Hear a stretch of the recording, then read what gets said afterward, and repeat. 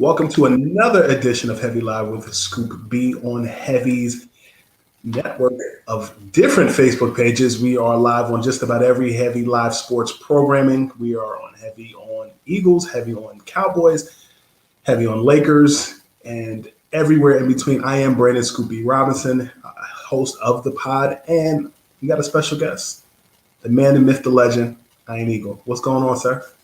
What's up, B? How you doing, man? Yeah, I'm doing good. How are you doing in this pandemic?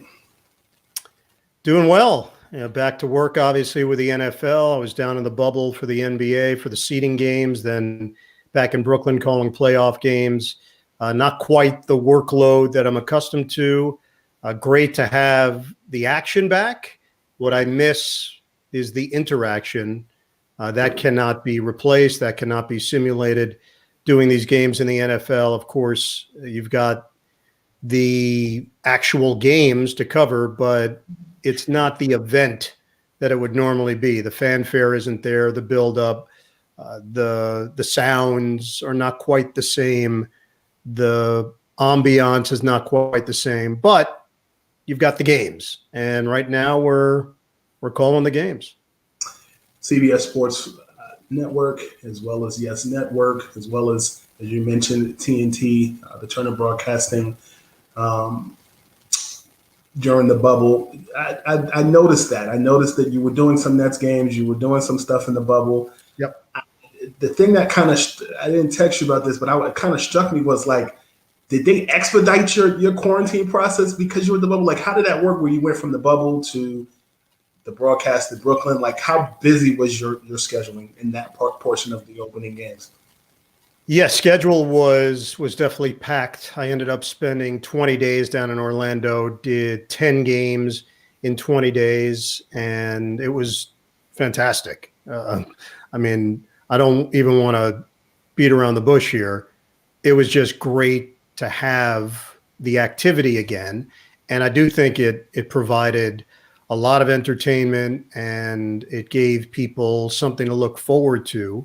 Obviously, baseball, NHL, now football, college football. So we've seen one by one, we've seen tennis events, golf events, lacrosse, soccer, but the NBA coming out early and indicating that they had a plan in place, I think that did set a tone for the rest of the sports to at least be open to the idea that this could be done. They're doing it differently. Every sport is handling it in a different manner. Totally. But from a personal standpoint, yeah, it was awesome to be there, coming back, doing games for the Nets.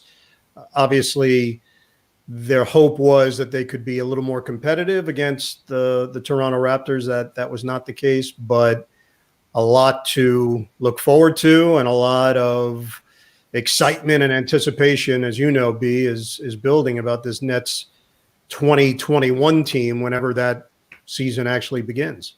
You talk about the Nets. We're going to talk about a wide range of topics, but did you happen to get a glimpse of the retro powder blue Nets that the Nets released today? Yes. I not only got a glimpse, I watched the video. I saw Kyrie, who is coming from such an authentic place because he grew up a Nets fan. And in that interview, if anyone hasn't seen it yet, you could catch it on any of the Brooklyn Nets social media channels. That's some real stuff. He, like you, grew up a Nets fan, and there's a little something different about that era of being a Nets fan, feeling like you weren't respected, feeling as if people were not paying attention to your team. So what Kyrie was talking about and how much it meant to him emotionally to put that jersey on and to know that he's going to wear it in the upcoming season, that's coming from the heart. Yeah, they're cool. It was a little before my time. I've been doing the Nets games 26 years. That tie-dye look was just before I got there in 1994. It was Drazen Petrovic, Derek Coleman, Kenny Anderson, Chris Morris. It was that group, and then they just went away. It went into the ether somewhere. So pretty cool to see that the franchise is bringing it back in a new form. You have in the past spoken about Kai, more specifically running into him in an Amtrak train. Yeah. Him being a fan of your work, you knowing obviously who he is, was he yet in Cleveland? Which station did you guys connect? Can you kind of unearth that story? Yeah, he was in Cleveland at the time, and it happened to be the year they won the championship. So it was Thanksgiving week of that season when they ultimately won the title. There was a confluence of events that led to that moment. I ended up taking the train back from a Baltimore Raven game. Normally I would drive or I'd find some mode of transportation. I'm not a huge train guy, but that was the most convenient way to get back. I got on the train. There was literally nobody on the train when I got on. I put my bag down in an area thinking I would have 2 seats to myself. The conductor came by, said, "Hey, look, if you don't mind, can you take an individual seat because we're expecting a large party on?" I said, "Yeah, no problem." So I moved over to a single seat.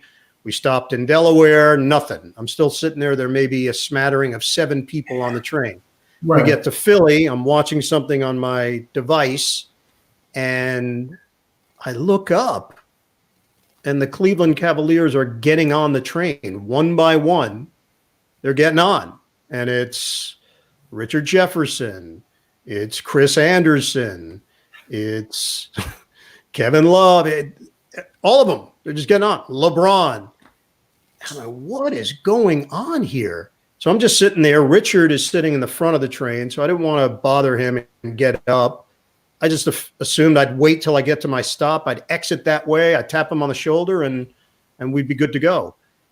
Well, I'm 5 minutes from my stop, and these guys are having a good time. They've taken over the car at this point. J.R. Smith. Again, you can go through the roster. And Kyrie is sitting across from me and hanging and having some drinks, and they're laughing and telling stories. And the train, 5 minutes before my stop, has a complete screeching halt, Brandon, like I've never felt before. And I had actually stood up to get my bag out because they tell you, your stop is next. It was Metroplex. All I know is something happened, and everybody reacts. So I sit back down. 5 minutes go by. Everybody's kind of looking at one another. What happened here? And then Richard, RJ, starts making his way back towards the back of the train. And I grab his leg as he's walking by, and he's startled. He looks down. He's like, whoa. He's like, whoa, Birdman, what are you doing here? And he sits down on my armrest for 45 minutes. We talk. That's how long we're sitting there. Yeah. And we're talking about all sorts of things beyond basketball, the things that he wants to maybe do in his career after basketball. We get into some deep stuff. And I hadn't seen RJ in a couple of years. So I asked RJ, I go, hey, man, what do you think's going on here? He goes, oh, yeah, we hit somebody. I'm like, what? He said, yeah, we definitely hit someone. I'm like, what is he talking about? Then he gets up. He goes, I'll be back. And he walks to the front. I go back. I'm watching now my device. And Kyrie now starts making his way towards my area. Right. And, you know, I'm paying attention to what's going on, but I'm not locked in. And Kyrie now stops 1 seat in front of me. And there's a guy sitting there reading the newspaper. And Kyrie says, excuse me, to the guy in front of me. He says, hey, I just want to tell you, I think you're the best broadcaster in the NBA. And this guy is like, what? Excuse me? And I realize that Kyrie thinks that is me. And I said, hey, Kyrie, I'm Iron Eagle over here. And he looks over, he looks at the guy, he looks back at me, he goes, oh, that's embarrassing. Ooh. And he comes over to me and we bro hug. He sits again right next to me on the armrest. Brandon, we talked for 45 minutes. We're talking another 45. We're talking old school Nets. He's asking me questions about Jason Kidd and Vince Carter and Kerry Kittles and Kendall Gill. Like he's getting into the weeds of this. And we have a great conversation. Another 40. So that's an hour and a half now that's gone by. And lo and behold, we did hit somebody. Someone had jumped in front of the train. It was Thanksgiving weekend. I ended up asking one of the conductors, Amtrak guy, and he said, yeah, you'd be surprised. That happens more often than you would think during the holidays. And it was bizarre. The whole thing was crazy. They ended up sending a second train to get the Cavaliers off our train. Things started getting a little rowdy, and they put a little bridge in between the two trains so that they could walk off. And I tried to walk off with them. I'm like, oh, all right, let's go, man. Amtrak guy was having none of it. The Cavalier security guy was having none of it. LeBron walks by me now to exit, and he bangs me on the chest. He's like, what's up, man? And 2 hours. We're sitting there 2 hours. I was 5 minutes from my stop. But yes, Kyrie, man, he is a really likable guy. And it's pretty amazing to me how the narratives take over. And I get it. The world that we live in now, when you're looking for clicks, when you're looking to create stories, things happen. They take on a life of their own. I can only judge things based on my experience. He's a really thoughtful dude. He's a deep guy. This is not an on-the-surface person. And when you talk to him, he connects. He engages with you. And some people can't handle that. Like that doesn't work for them. They're not used to having that kind of laser focus put on them. I've been very impressed with him in my personal dealings, and I know we're going to get into it deeper here. I just think him and Kevin Durant have something special, and they're paying attention to everything that's being said. They're aware the only way to change it is to go out and win. That's what it comes down to. People can talk, and we know in the NBA, people love to talk. Yes. The NBA has this other world that takes place that has nothing to do with the games. It has nothing to do with the score. It has nothing to do with the stats. It has everything to do with the storylines. And the NBA has benefited from that. There's this very fine line, as we know, in the NBA. Sometimes there's more hype in everything leading up to it than the actual event. And there's been a lot of conversation in regards to Kyrie Irving and Kevin Durant. I just think the two of these guys are fully prepared, and they want to try to do something really special in Brooklyn. You talk about Brooklyn, you talk about Kyrie, we talk about KD. Steve Nash is the head coach of the Brooklyn Nets. Were you shocked when you heard that he would take the helm as their head coach? Yeah, Brandon, a couple things surprised me. One, that it was kept so quiet. You're a guy that's always in there getting information, sharing information. You understand how all of this works. And there's a cycle of information that goes around the league. We all hear things, and then you have to figure out what's real, what's not. And then there are those like yourself that can go and report it. And they have an audience for it. This thing was not out there at all. So it certainly shows the way Sean Marks, the GM of the Nets, approaches his job. It is very close to the vest. He's not someone that's just tossing it out there to a million different people to get a gauge of what they think. He is doing his thing, and he's doing it in his way. He's not worried about the media manipulation of it. So that was the first part that was surprising. The second part was the actual announcement. I didn't know that Steve was that serious about being a head coach at this point of his life. And the fact that he and Sean had a relationship, the fact that he and Kevin Durant have some history, the fact that he brings with him Hall of Fame credentials as a player. And I think more importantly than that, Brandon, is an elite level of communication anyone that has spoken to Steve Nash knows that he comes from a very real, organic place. So when you talk to him, you walk away knowing that this guy is the goods. He's got the goods. So in order to handle everything that's going to come with this season, 2020, 2021, with Durant, with Kyrie, with whoever the supporting cast is, you understand and acknowledge that this isn't just a normal job. The expectations are very high, and that's how Steve went about his career as a player. And I think now as a teacher and a coach, they got somebody that could really fit in well and mesh with the personalities that will be in that locker room. Another team that is a team that Kyrie Irving played for is the Boston Celtics. They lost to the Heat. And, when you look at just what they did, Jason Tatum and Kemba Walker and Jaylen Brown, many people had high expectations. They're still a young team. Yep. What do you make of their season this year? I still looked at their season as successful. I know we live in a world where it's championship or bust. Sure. But with Kemba Walker in his first year, with Tatum, with Brown developing, with the extenuating circumstances of the bubble, not knowing how guys are going to react and handle that, with the Hayward injury, I think they ended up where I thought they were going to be.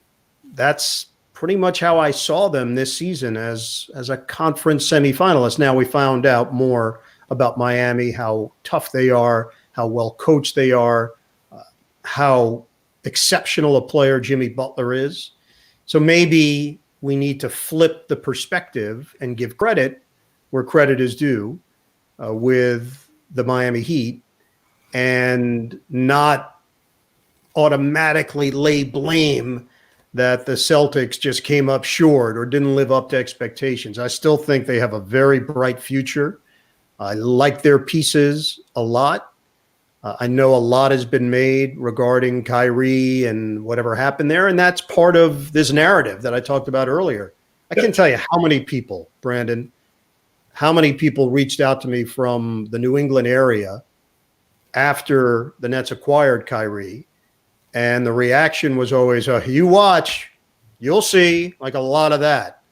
So there was bad blood there. However that went down, again, this is just me in my life, not just in my professional life, in my regular life. I try to judge things based on my own experience and through the prism of my experiences. And I think there's still a lot of hurt there for whatever reason. And look, I get it. It doesn't always end well. Often it doesn't ever end well. It's a rarity where somebody leaves a team and everybody's on great terms. There's always sore feelings. This one, though, really did seem to hang over for a while, and it's still there. It's still going to be there between the Celtics and the Nets. But if you're asking me strictly about Boston and their future, I still believe they have a window here where they could be a serious factor in the NBA. I like their team. There's still some places they need to improve, no doubt about it. They've tried to address those. That one spot, the 5 spot, that's an area. How are they going to play? What's their style? Are they looking traditional, or are they going to change it up a bit and look to maybe get a little smaller and a little more athletic in that position? That remains to be seen. You talk about New England. You segue perfectly. You covering the NFL as well. I'm curious to know from your perspective, there's so much turnover in New England. Do you see the Patriots losing their mystique? Well, I don't know if they could have their mystique without Brady in the lineup. You still have Belichick, but the mystique is not going to be quite the same. What Cam Newton has done prior to contracting COVID, he gave them an edge, and it really turned out to be a perfect marriage. Mm-hmm. He needed them, and they needed him, mm-hmm. and the timing of which was just exactly what the doctor ordered for both parties. Mm-hmm. To turn the page from Tom Brady, I thought they needed a big name, a legitimate personality, someone that could step in and, yes, maybe do it in a different way. But at the end of the day, it's about respect, and it's also about production. And Cam Newton has shown he still has a lot left. So I think the respect level is still there. You know, if you're playing the Patriots, Bill Belichick's on the other side. He's going to take advantage of all your weaknesses. He's going to expose a number of them as well. I think to some degree, the game I just did last week, the Raiders and the Chiefs, the Raiders looked at the blueprint that New England had put out there from the previous week. Although the Patriots didn't win the game against the Chiefs, they gave the rest of the league something to work off of and an area that they found now to try to give Patrick Mahomes and Andy Reid and Eric Bieniemy some fits of, okay, teams are going to do this now. They're going to drop 8 at times. They're going to have a 3-man rush and dare Mahomes, instead of blitzing him, dare him to go through his progressions and make the right play every time. I thought the Raiders did an outstanding job of that. The Patriots were the ones who really showed the way. And that's what Belichick does. Brandon, he does it from every angle. And I believe he has a very big role in the offense. Or anyone that thinks, well, he's just coaching the defense. No, he understands every aspect. Offense, defense, special teams, kicking game, return game, you name it. This guy is an expert. So the mystique, as you mentioned, maybe it wasn't going to be quite what it was because Brady's not in the picture. But boy, they're still going to be a tough out. And to me, they still very much look like a playoff team. And after what we saw Buffalo do last night, they very well still could be the division winner when it's all said and done. And the Chiefs are 4-0. They are coming off of a good season last year. Can they repeat? Yeah, they're capable of repeating. Just had that game against the Raiders. I think Chiefs fans are getting a little nervous after seeing the loss and not seeing the dominance from a year ago. I always feel like these proclamations that are made in October and November, they're fun for conversation, right? But they don't really have a bearing yet on January and February. And that's where the Chiefs are going to be judged. Same for the Baltimore Ravens. I have them coming up. They're playing the Philadelphia Eagles.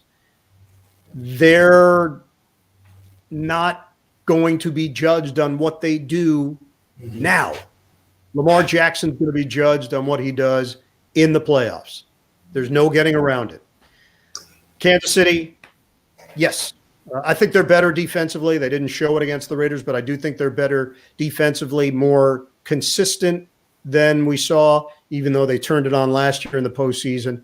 And offensively, they're still a machine. They can just make it look very easy at times. But teams have figured them out a little bit, and they're going to have something else up their sleeve. Knowing Andy Reid, he will. LeVeon Bell is a free agent. Do you like him in a Chiefs uniform or Patriots uniform? Or an Eagles uniform. I wouldn't be shocked. Or a Bears uniform, for that matter. I think those 4 teams could be in the mix for LeVeon Bell. Brandon, it's always interesting after the fact to think back. I do the Jets preseason games in New York and have done them for a number of years. So we sat down with LeVeon Bell for his first production meeting as a member of the Jets prior to last year. And I dig him.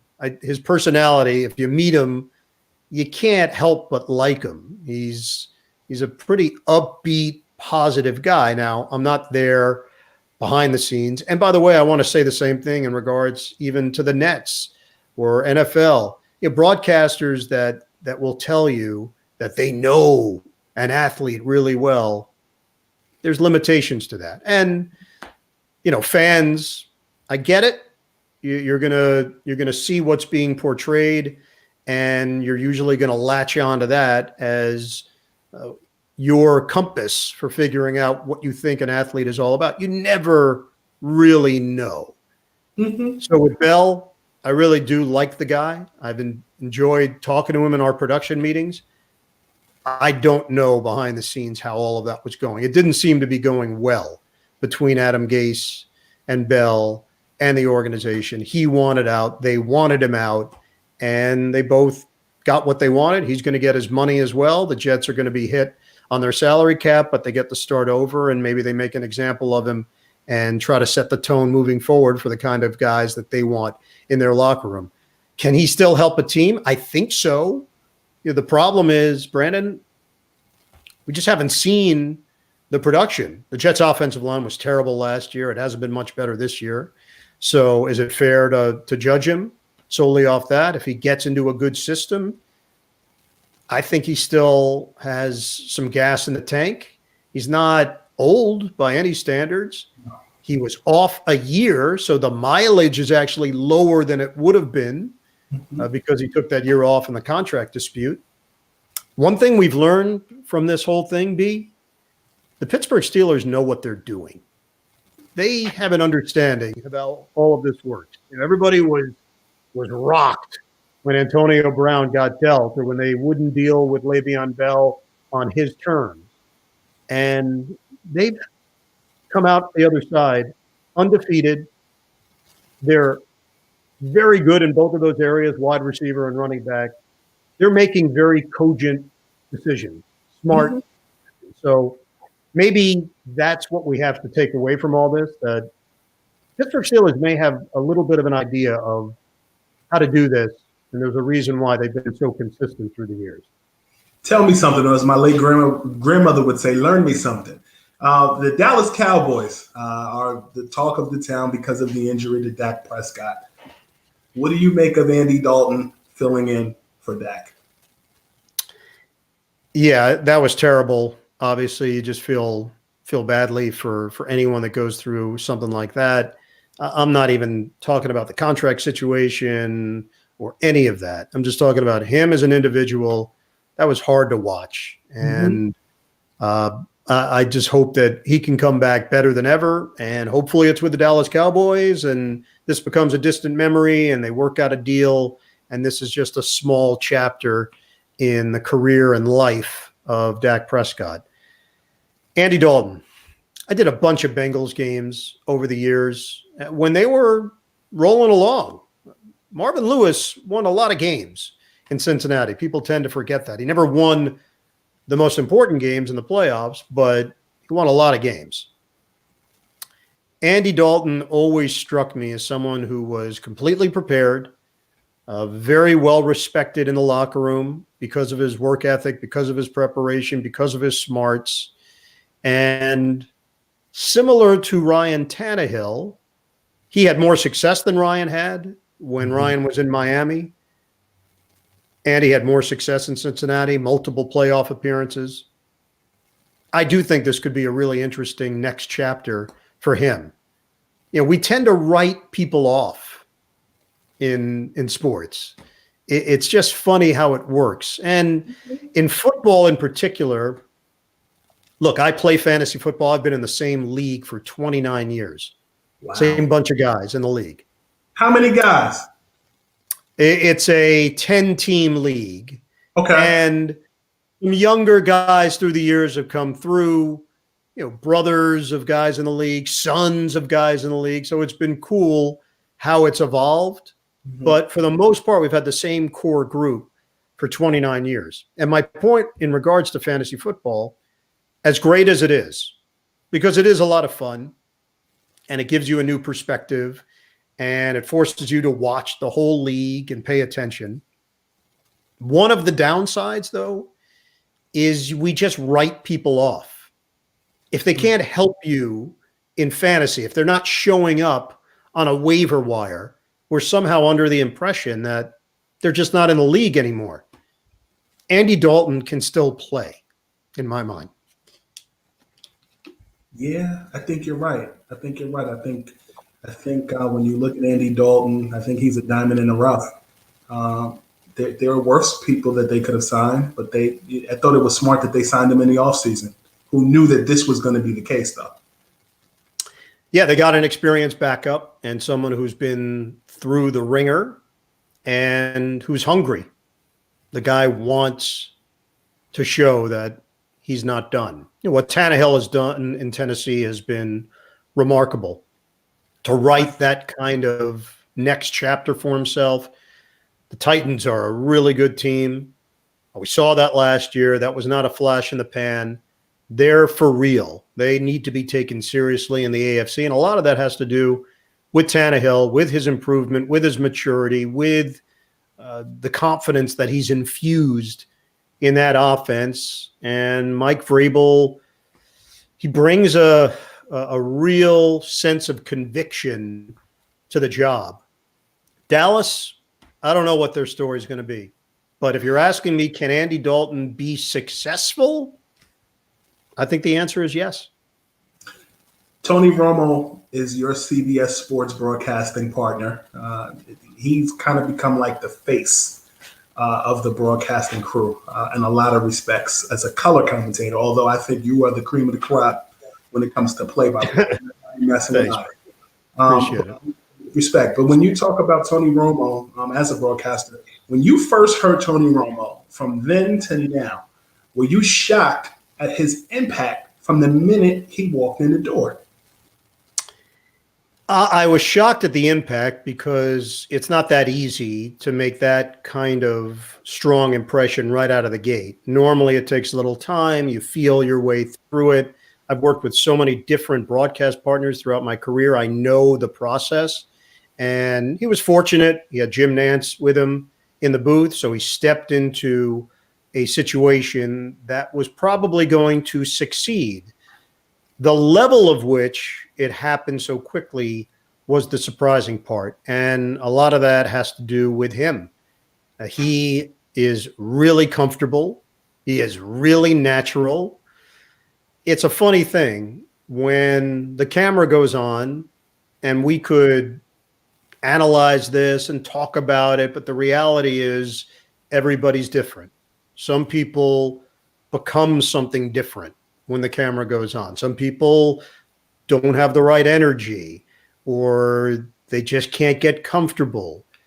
Whatever it is, when you face that camera, people, they can see you for what you are. Mm-hmm. If you're putting on an act, they usually can sniff it out. If you don't know your stuff, they'll figure it out. If you're authentic, if you're real, that also can connect and resonate with an audience. And I think what Tony had from day one, he was just coming from such a real place. He was just off the field. He understood everything that he was looking at, and he was capable of putting it into terms that connected with people. That's really what it comes down to. When you ask me, well, what makes for a successful analyst? The way you're seeing the game, can you articulate it to the audience in a way that they can understand, mm-hmm. that they are entertained by, that they're informed by? Do you teach them something, but do you do it in a way that's pleasing? And he did all that. Check. You check every box. Really affable and knows his stuff. So that's the magic secret sauce, if that's what you're looking for. You're asking, well, what makes for a successful analyst? Brandon, that's what it is. Can you do all those things? Then you have a chance to be really good at this job. I was doing some research and gathering questions before this interview and kind of consulted with some of the writers at Heavy. And one of the things that kind of stood out to me was from the writers of that write Cowboys content is just the perspective of the quarterback, and more so along the lines of when Dak Prescott got hurt and the fact that Tony Romo was the former quarterback. If you're Tony Romo, do you think there's a thought in your mind, wow, Dak is out? Almost from a perspective of like, what now? Do you think he's detached from that Cowboys situation? Do you think his instincts as a quarterback is still there? What do you gauge from that? Well, this is year 4 for him as a broadcaster. So with each year that goes by, he is a little more detached from his playing days. But he lives in the Dallas area. Mm-hmm. That was the only team he ever played for. He and Jerry Jones are very close. He had a very deep connection with Cowboys fans, and he'll always be associated with the franchise. So I can't possibly think that he wasn't feeling all sorts of emotions. Hey, toss into the equation. This is the man that replaced him. This is the man that supplanted him when Romo was hurt. Dak came in as a rookie, did a bang-up job, and Tony never got the job back. So, yes, there's no doubt in my mind he was still feeling a bunch of things when he was doing that game, and I'm sure it was difficult. There's a lot of emotions wrapped up in it. You know, the idea, if this happened 2 years ago, I think you could have made a legitimate point that Tony Romo would have gotten a phone call that night saying, hey, are you ready to go?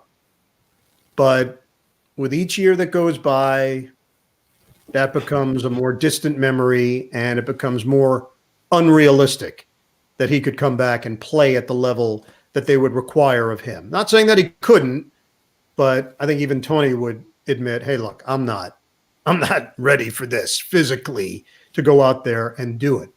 But if it was 2 years ago, Yeah. I think we might be having a completely different conversation right now. The Jets and the Giants both haven't won a game yet, correct? Correct. You're not a betting man, I don't think. But if you had your druthers, who wins the game first? The Jets or the Giants? I would say the Giants. Yeah. Say the Giants win the game first. The Giants have been the better team of the two. They've been competitive. I think they're better than they were a season ago. And I think this coach has done a good job. At some point, they're going to break through and win. The Jets could possibly go 0-16 or 1-15. That's very possible for it to happen. And I think there are Jets fans right now at 0-5 that are okay with that, believe it or not. You know, football, it's always interesting. Basketball, we know how it works, Brandon. Mm-hmm. You can tell when a team is tanking. In football, it's hard to tank. It just is. This is a very physical sport. You cannot put your players in harm's way. Now, could you pull back players? Could you not play them?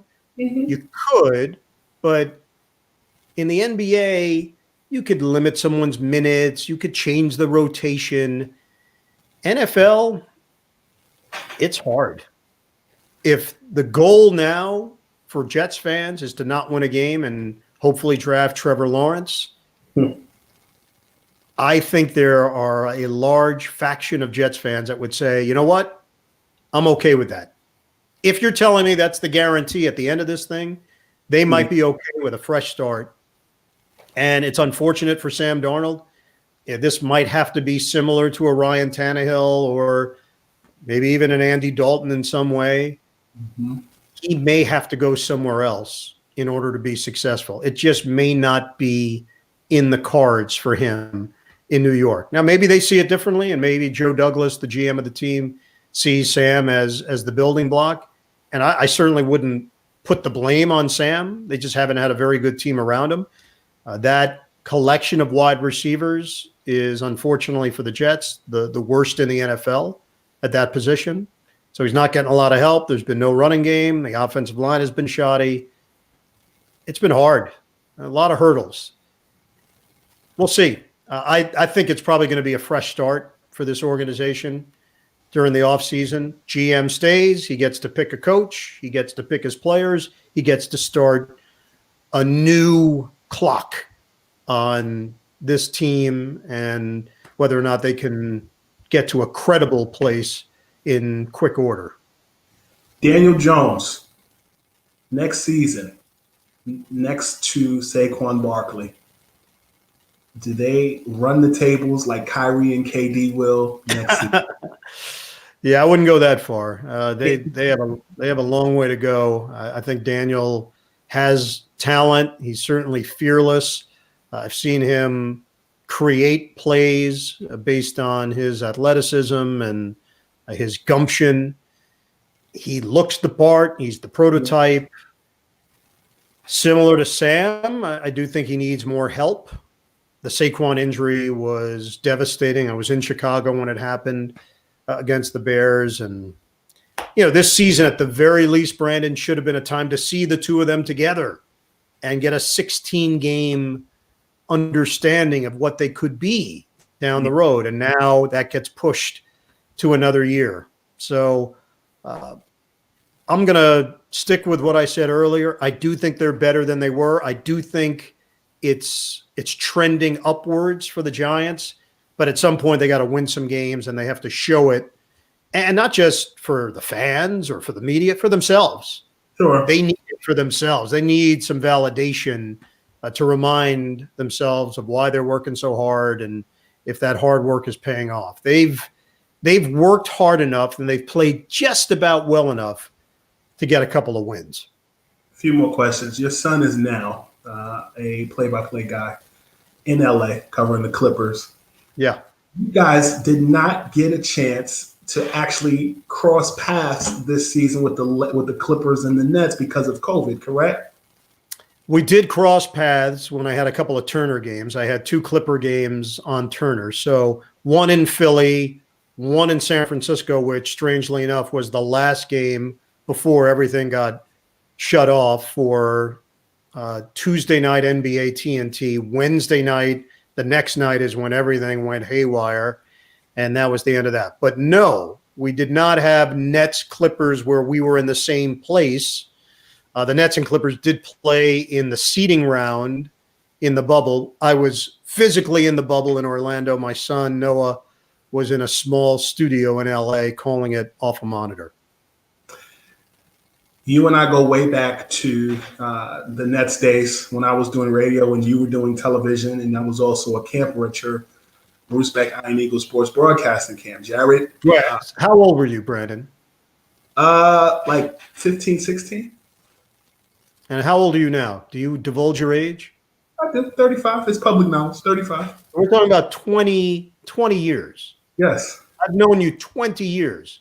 Yes. Now, you were 14, 15. You were taller than me then. So let's just get that out of the way. You're much taller than me now. But you go back a long way from your Nets radio days on the Kids Show and then attending the Sportscasters Camp with me and Bruce. So just let me say how cool it is for me to be on with you, to have seen you grow, to see you develop, to see you become who you are today and the great things that you're doing within the industry. It means a lot, and it hits me right in my heart as well. For sure. I count you as a mentor. You wrote me a college recommendation, so that means a lot that you think that much of me to come onto my platform. My pleasure, man, truly. And the cool thing is when you look at the broadcasting camp, Jared Greenberg over at Turner was my camp counselor. He was. That's right. Jared. So Jared, who works at Turner, NBA TV, TNT. Jared, this is an interesting story, similar to your path, where you had an understanding pretty early in life this was something that you wanted to do, and you were fortunate enough to pursue it and get some opportunities along the way and take advantage of them. Jared was covering Nets games, and he was a young man, and he would just come up to me at Nets games and start asking me questions. He introduced himself to me, and finally, after like 3 or 4 times talking to him, I said, why are you here? Who are you covering for? He said, oh, I'm here for Ramapo College. And I said, oh, so you go to Ramapo College? He said, no. I said, okay, so let me understand. You're covering it for Ramapo College, but you don't go to Ramapo College? He goes, actually, I'm 15 years old. And wow. My mom saw an opening through Ramapo College, and I applied, and I got credentials. And hey, do me a favor, don't tell the Nets. And he was trying to grow a mustache. I'm thinking, man, this guy's got some big balls. He's Yeah. here at 15 years old, showing up, and he would come to a lot of games, covering them, sticking the microphone in. I don't know what he was doing with the stuff. So I ended up obviously getting to know him. And similar to you, I wrote him a college recommendation to Hofstra. That's where he attended. And then he did come back and serve as a counselor at the Bruce Beck Iron Eagle camp. And lo and behold, I'm in the bubble, and who's my sideline reporter for a bunch of the games? But Jared Greenberg, pretty cool. You have kind of an industry tie-in. You talk about me and Jared. You kind of had an early start. If I'm not mistaken, your dad was a comedian and was in a Hertz commercial with O.J. Simpson.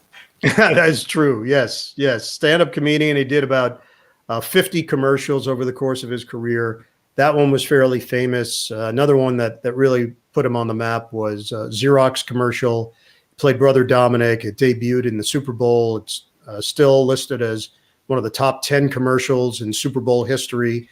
He played a monk in a Xerox commercial. You could look it up. Just type in Xerox monk and you'll see him. And it was a great commercial. The OJ commercial, he was tying his shoe in an airport and OJ jumps over him and he swings his head around. And one version of the commercial, he says, "Go OJ." And then another version, it's just him with a funny face. But I did a lot of commercials. Fleischmann's Margarine, Mr. Cholesterol. You could look that one up on Google. You'll get a good laugh. There are 3 different commercials for that.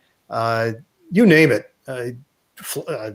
Carefree Gum. That was a big one. He had a lot of big commercial. Gillette, Hunt's Tomato Ketchup, Samsonite, many spots.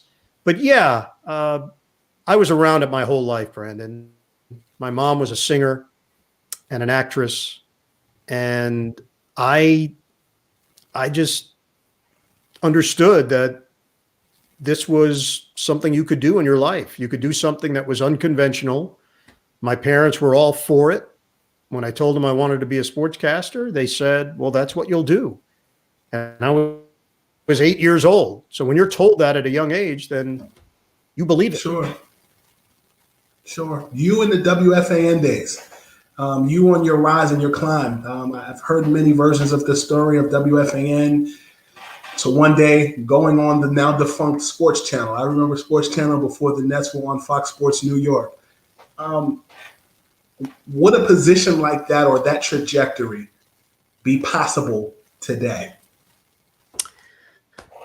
I probably will be a bit more challenging just based on how many people want to do this compared to 30 years ago. There was a lot of interest 30 years ago, don't get me wrong, but there weren't a lot of outlets to do it. Now there are more outlets than ever, but the impact isn't felt at the level that it was in 1990 when I broke in. I graduated college May 10th. I started at FAN Radio 2 days later, May 12th, as a producer. Wanted to be on the air, but I was told very directly, if you want to be on the air, do not take this job. I took it anyway, with the idea that if I got my foot in the door and if I built some trust with the decision makers, that one day they would give me a chance. One day I would get my opportunity. And that opportunity came September of 1991. So nearly a year and a half later, it was a year and change where they gave me a chance to do updates, and I did well. And then I was put on the schedule the next week, and then I was put on the schedule the next week and the next week and the next week. And I did a pregame show for the Super Bowl in 1992, Washington, Buffalo. Steve Levy, who's now doing Monday Night Football, he and I hosted a 5-hour pregame show leading up to that Super Bowl. That was the first show opportunity I was given. And it went well for both me and Steve. We both did well. And Steve got more chances, and I got more chances. And it snowballed from there. They acquired the rights to the New York Jets in 1993. They named me the pre- and post-game host. That was a huge deal for me. It gave me a piece of my own real estate to call my own and really work towards. And it was a big platform at the time. FAN was very focused on making that successful.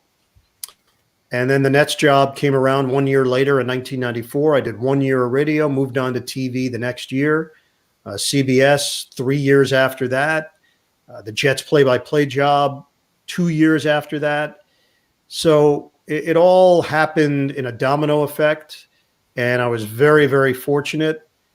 But I also recognized that it was going to require a lot of work. And you had to catch some breaks along the way. And you had to do well. That's the other part. People say like, oh, these chances. But you have to do well with them. Mm-hmm. You gotta really in the moment perform and make sure that you're doing your job at the highest level, or those opportunities just don't pop up. Last question. We talk about the Nets, and from Jersey to Brooklyn. I had Chris Broussard on Heavy Life with Scoop B a couple weeks ago. I'm curious to know from your perspective, the early recollections of the Meadowland days with New Jersey, and do you ever reflect back and look at them and miss them? A good, not a badness. Yeah, I do. And I do think back to that time. I started there in 1994. My radio partner was Mike O'Corin, about as nice a human being as you could find. He later on became an assistant coach with the Nets, followed Eddie Jordan to Washington, an assistant coach there, followed Eddie Jordan to Rutgers, was an assistant coach there, former player with the Nets. I could not have been luckier to get someone like him right out of the gate. I get the TV job the next year, Brandon. Who's my partner? Bill Raftery. And when Bill can't do the games, who's my partner? Jim Spinarkle. These are two of my best friends in my life. And it all came from that time. And as you know, because you were at a bunch of those games, they weren't drawing a lot of fans. So the people that did go, there was a familial feeling to it. It was the same faces. It was a lot of close-knit relationships, because you'd see these people 41 dates a year. The people that were into it were really into it. And I do miss those days. I do miss a little bit of that vibe. Now, what they've had in Brooklyn has been awesome. I'll be the first to admit, I didn't know how it would go. I was upset that they were moving. I live in Jersey. I've now lived in Jersey for 25 years.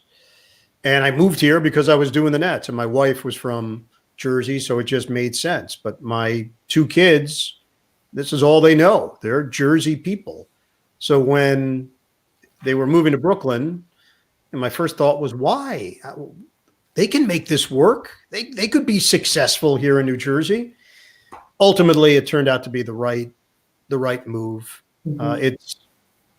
It's been really cool to see how the borough has welcomed them. And I think it's going to get bigger. Look, we have to get through this, and just the idea of having fans together again at the venue is awe-inspiring. I just hope that the NBA figures it out a way to get back to that. But yeah, do I miss those days? Yes. There's always going to be a piece of me that's at the Meadowlands or Continental Airlines Arena or Izod Center or Brendan Byrne, whatever you want to call it. It was a special place. It was a dump, but it was our dump. I remember some memorable games, man. The NBA Finals, Jason Kidd coming there, Stephon Marbury dropping a ton of points on Kobe Bryant and Shaquille O'Neal. A lot of them, even the game you called, I think it was triple or quadruple overtime, the Suns and the Nets. Yep. Kidd and Steve Nash, who dueled in that game. The other part of it that is funny, because people are asking me, well, what are you going to do with empty arenas? How are you going to adjust to that? And I'd say, well, no, you understand. I did the Nets in the mid-'90s. I'm accustomed to doing games with very few fans. I can remember very specific moments.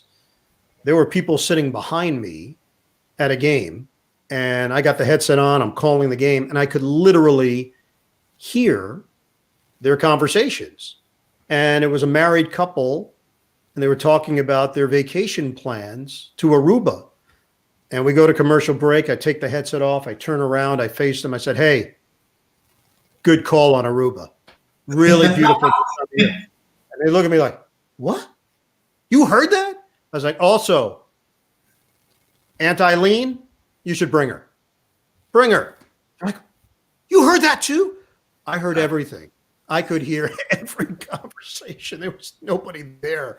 It was eerie sometimes. That's not the case anymore in Brooklyn.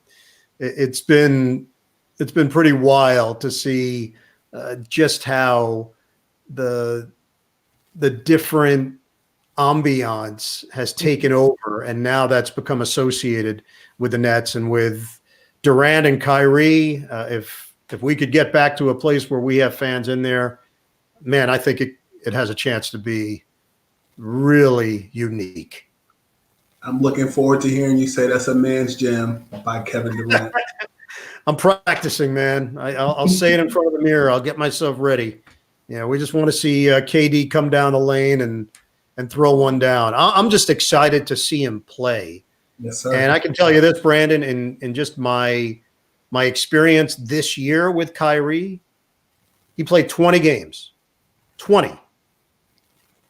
He had more highlights in 20 games than most guys will have in a full season. Mm-hmm. That's how special he was. In that 20-game period, as a play-by-play announcer, I found myself having to come up with creative ways to describe the things he was doing, because he was doing some things I just had not seen before.